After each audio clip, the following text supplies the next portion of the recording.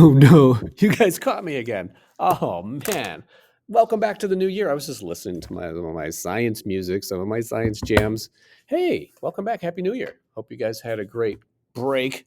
Happy to be back. I'm happy to see you back. Hey, you can see me in the corner. It's me, Mr. Whitaker, the wonderful dancer, right? Yeah, right. All right. But anyway, it's good to see everybody. So I wanted to kind of give you this video to give you an idea what we'd be doing this week, the first week back after break. Okay. So we've been focused on science current events and specifically what happened last year. What were the most significant stories of last year?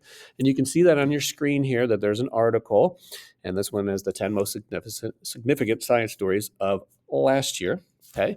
And so, I want you guys to focus on at least three of these. Okay. So I don't need you guys to do every single story or read every single story, but I want you guys to know about them. So I have a few goals here in mind. One is for you to learn a little bit more about some of the significant stories that happened in science the year before. Okay.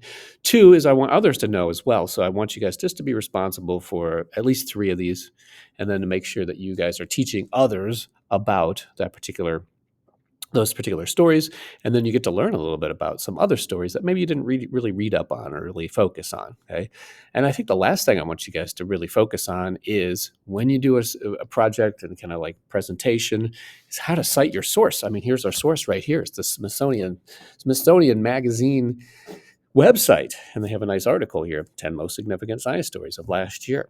Okay, so I want you to do those things. So you'll have a link to this website. I want you to make sure you guys get there. You see, here's the authors here, and you can kind of read through the intro if you'd like. And then I highlighted one of the stories, I should say, has these subtitles here, as you can see right here. Here's one. We read through that. Not much, not a whole lot to read, which is good.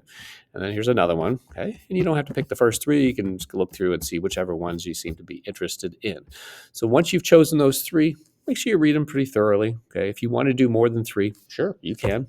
If you want to do 4, 5, 6, 10, if you want to do 11, I don't know, maybe you can find some kind of significant science story from some other website. I get it.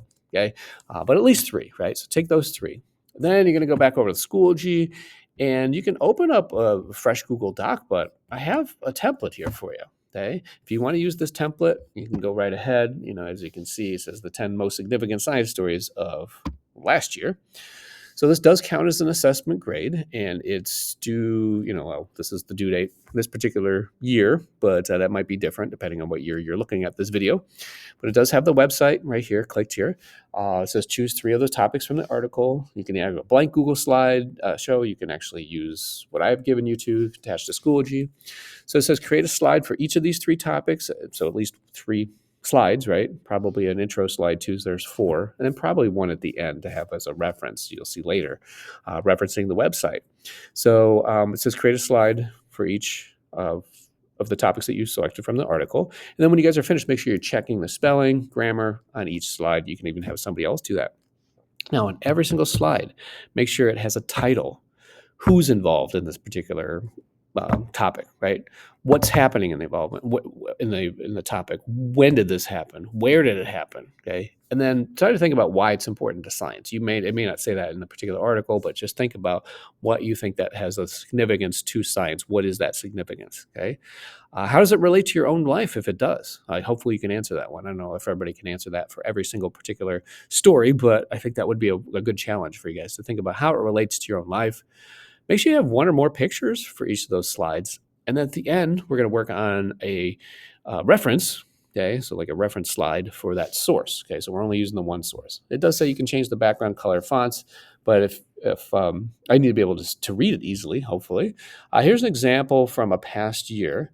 It's talking about the major population declines in Alaskan crabs. You can look through it. There's the who, the what, the when, the where, why it's important to science, and how it relates to this person's own life. Okay, they even use the websites down there. Use something in addition to the particular article. I'm not going to make you do that, but it is there. It's just interesting how they did that, and they did cite that source. Okay, here's another one from a past year about some ice volcanoes on Pluto.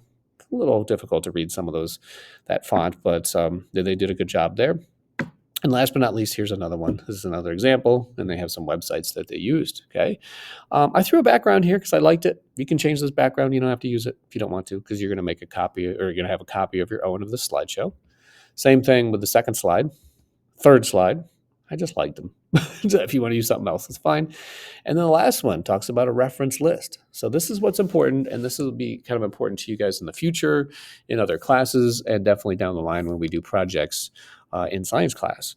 So when you use any type of source, like a website or a book or an article from a journal or something you find at the library, okay, or just even anything from the newspaper, you need to make sure that you cite that source, that you tell people that you use that source. That's where you got your information. Okay, so in this particular case, we want to make sure that we start with the author of this article, and we put that there, and we'd have a period after it. If we look back at that, this particular website, we see the authors here are Joe Spring and Carolyn Cranking. I don't know if I said that right, but we'd put those two names in here, period. In quotes, it says the title of the article. What's the title? We go up to the top. Here it is, the 10 most significant science stories of 2024. Okay. We put a period here, we put that in quotes. In this, it says the web source name, which they usually do in italicize that. I didn't do that here. Let me just do that real quick. And then the website source name is right. Sometimes at the top here, it says Smithsonian Magazine. It's usually way at the bottom. Okay, typically where you see it down here, Smithsonian Magazine. We lucked out. It's over here at the top. So that's good for us. So we put that right here where I've highlighted. Date of the article. Okay, so we did, I think I saw that at the top here. Here it is.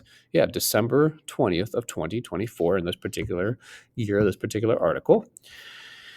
Oh, let's see. We have a comma. No, wait. Yeah, we have a comma here, and this is the website URL. So that's way up here. That's something that you can copy and you can paste later. We can paste it in there. So that's something that I can put right here, and I just copied it and I can paste. Okay, so I can paste it right in there. I'm just going to undo that though. And the date you read the article. So if today, let's see, when I'm making this video, it's January 6th of 2024.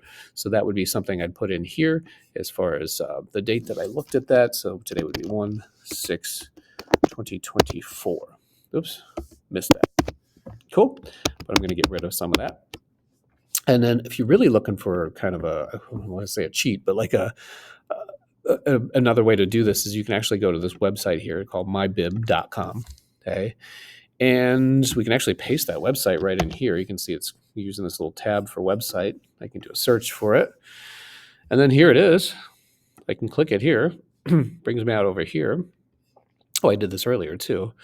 No, it didn't come out the same way. But anyway, so whichever one I like, I can actually, excuse me, go over here and, can I copy? Oh, I can copy the entry. Cool. And then do that. And then I can paste it into my slideshow, and that works out. Okay. So that's how you do it. Okay. And that's what I want you guys to initially do. At some point, what we'll do is when we're done, we'll get with a small group. I'll have you guys give the information that you got about your 3 stories. Make sure you just show it to them in a small group. It's not something we have to do in front of the class, which is, I know, kind of calms a lot of people down. So you just kind of share it in a small group. We'll just take like 5, 10, 15 minutes to do that. And then the rest of the listeners will have to write down or type something that they learned from each of the stories. So just some of the new stuff that they learned. Cool. Well, I wish you the best of luck. You guys can always ask me. You can always watch the video again if you needed. Okay. But you can certainly ask me if you need any help. But I want to sign off here. I hope I got everything. I hope I mentioned everything. But certainly if there's things that I missed, I'll either add that, to the lesson or something, or you guys can certainly ask me. But hey, science is cool. I will see you guys later.